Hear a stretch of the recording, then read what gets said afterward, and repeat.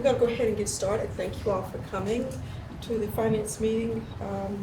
It is now 4:32, so the meeting is now called to order. And we have one agenda item on today, and that is the discussion of the Hotel Wilson to talk about the incentive package and the requests that they made and then what we as a council, mayor, do. So, well, at this time, we'll turn it over to Mr. Musgrove to share with us. Okay, Mr. President, well, how much background do you want? You just want me to go over the details of the agreement? Is it Just to highlight that we? it. Okay, well, more or less, the development agreement. It's got, it has all the terms in there about what the city and developer have to do, including construction requirements and whatnot. So I'll just skip all of that. I mean, most of that is pretty standard, that they have to present the plans to the city and whatnot, and then with the. Because all of the council. Yeah, this is, we none of that received has that agreement, changed. so everybody has had an opportunity to. That's right, that's the same as, so the only thing that's changed are the amounts of the abatements, and so I'll just go over those. Okay. So the tax abatements consist of ad valorem tax, sales tax, and lodging tax. And so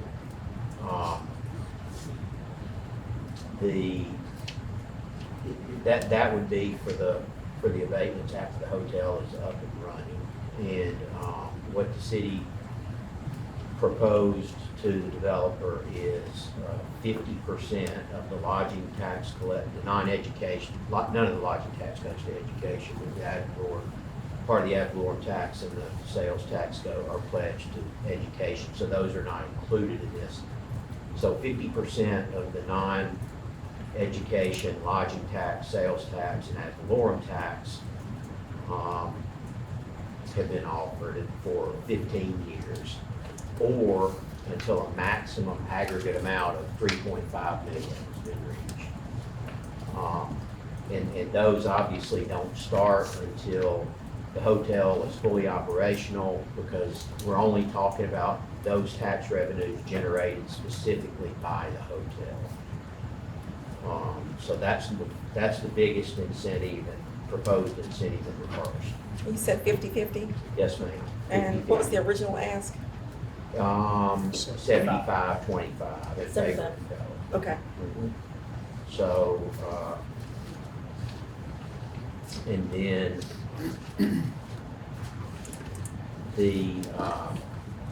I guess one thing to point out, that within the developer, and I don't think this will be an issue, is supposed to start within 30 days of the plans, final plans being approved by the city.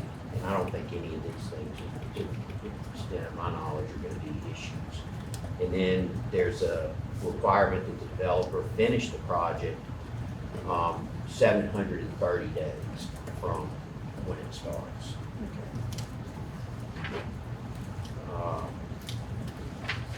All right, the next incentive or proposed incentive that has been negotiated is a reimbursement of a maximum of $250,000 for public infrastructure improvements, like the relocation of the main sewer line that's already been done and so forth. And those will not be paid until after the hotel is fully operational. So for some unforeseen reason, the project were to die in the middle, then the city would not be liable for that. The next incentive is, or proposed incentive, is an abatement of 50% of the sales tax on materials purchased to actually build a hotel. And that is also a reimbursement that would not be made until after the hotel is fully operational. And the developer will have to present receipts to the city, of course, showing where the materials were purchased and the city sales tax was paid on the materials, and the city would rebate 50% of that. 50% of materials purchased inside the city limits of Florence. That's correct. It's not, yeah. Yeah, any materials where they had to pay a city sales tax only. And I think there may be some instances where, materials purchased outside the city limits actually pay a sales tax, but I'm not positive about it yet. But so, any city sales tax paid on materials that go into the construction of the hotel. Obviously, anything purchased where there is no city sales tax collected would not be eligible for a rebate. And the final proposed incentive is to cap the building permit and other fees that the city charges on construction projects like this at $5,000. Yes, ma'am. So, and I can't tell you, I don't know what the fee would be if it were collected, but Justin could give you a good estimate, but I know that on the Reverb project, I believe Gary Williamson had told me that it would be over 100,000. So, so at any rate, this is the only proposed incentive that would be available to the developer before the hotel is fully operational. Everything else is after the fact. Yes, ma'am. So, and that's the gist of it. I mean, that is the covers all the proposed incentives, and I'd be glad to obviously answer any questions or try to if anybody has them. Yeah, have any questions this time? What is the, what is it proposed revenue? What you anticipate to generate with it? And that I do not know. That's just purely, Okay. yeah. I haven't seen the developers, if they have any type of projections, I haven't seen those. Mayor, you have anything you want to add to it? No, I mean, I think these are, as he said, other than the 5,000, these are performance-based incentives. The hotel has to be built and has to be bringing in revenue. Currently, I mean, these would be considered new taxes, and we think we have enough leakage, people who are going to other communities where we're not going to be stealing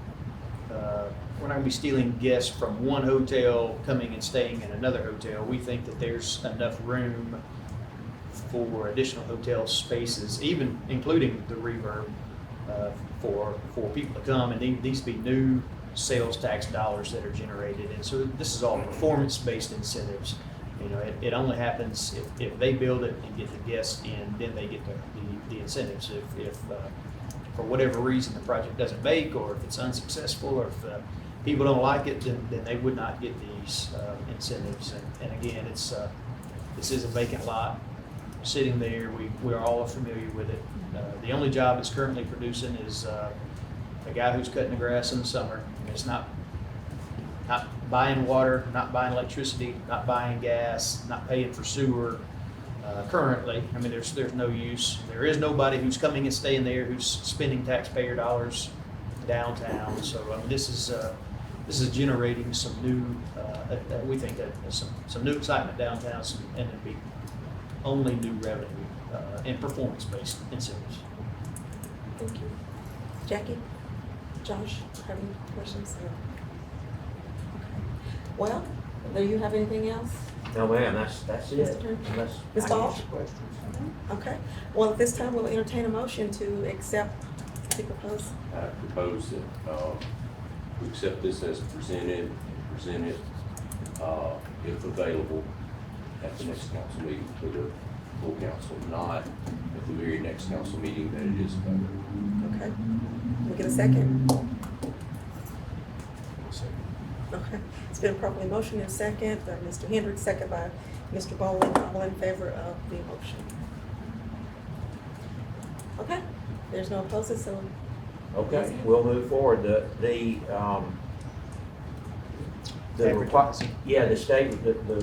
requirement in the state constitution is that it be public notice of a public hearing, and the resolution that has to be adopted to grant economic development incentives has to, the notice has to be in the paper a minimum of 7 days before the meeting at which you conduct the hearing, and vote on it. And so, you know, I can have the resolution, I mean, I can have the notice prepared in probably 20 to 30 minutes when I go back to my office, but I don't know how quickly that, you know, normally when we do, yeah, we could have. Mr. Bernie, can y'all get that in there tomorrow? He can have it ready in 30 minutes, so. Would that meet your 7 days? If it ran, let's see, if it ran tomorrow, that would be Tuesday, it would, that would be, Is but there any way you could possibly? I don't know what they can do, because this is the advertising side, I don't know.